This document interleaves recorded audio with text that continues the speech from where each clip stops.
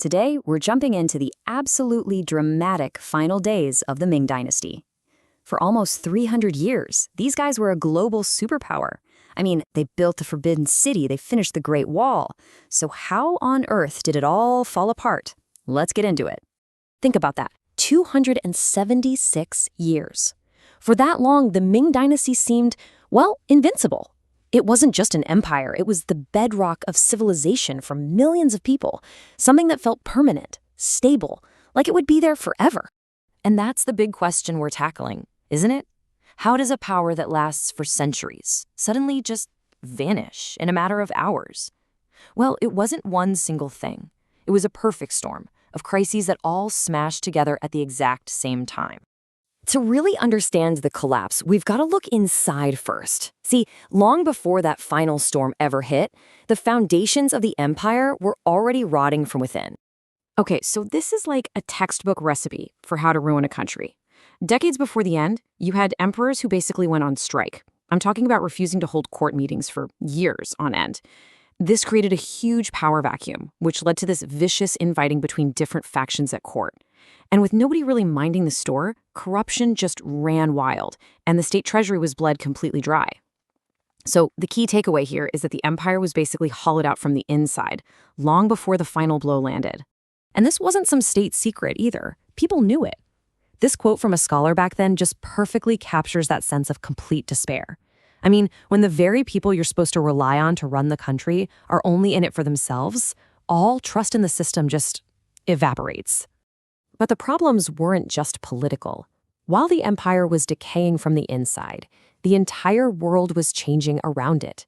A massive, completely unforeseen environmental catastrophe was about to strike. This chart really shows you what was happening. In the 17th century, the whole planet entered what we now call the Little Ice Age. And you can see this pretty dramatic drop in average temperatures. Now, it might not look like a huge number, but a drop like this had absolutely devastating consequences for a society that was almost completely dependent on agriculture.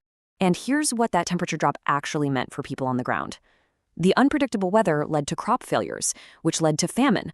Famine led to mass starvation.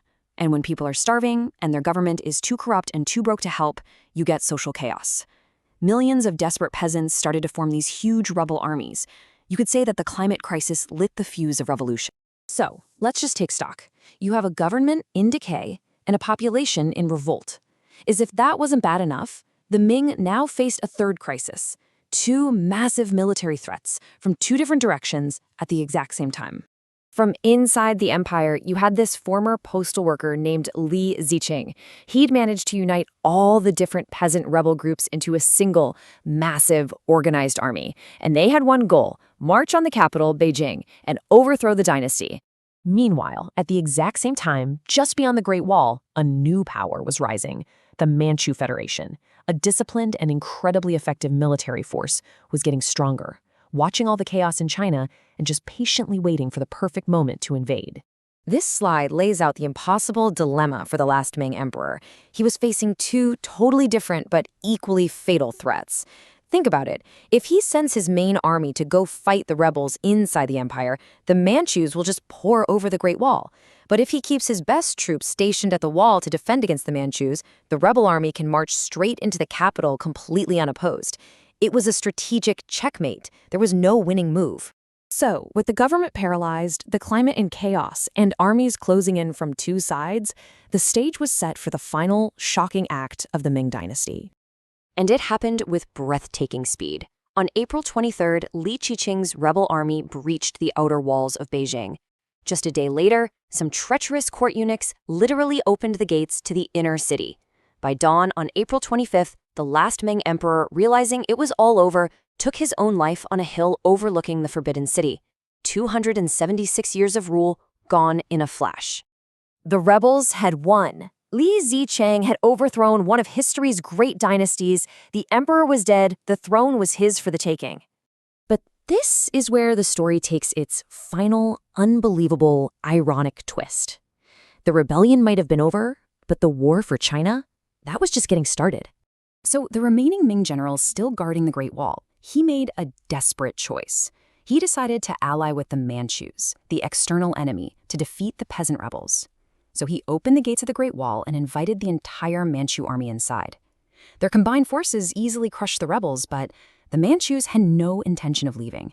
They marched right into Beijing, took the empty throne, and declared a new dynasty, the Qing. The attempt to save the Ming is what sealed its fate. The fall of the Ming leaves us with this timeless question, doesn't it? Was it the external threats, the climate, the rebels, the Manchus, that destroyed the empire? Or were they all just taking advantage of an institution that had already rotted away from the inside? It's a question that echoes throughout history long after the Dragon Throne found its new occupant.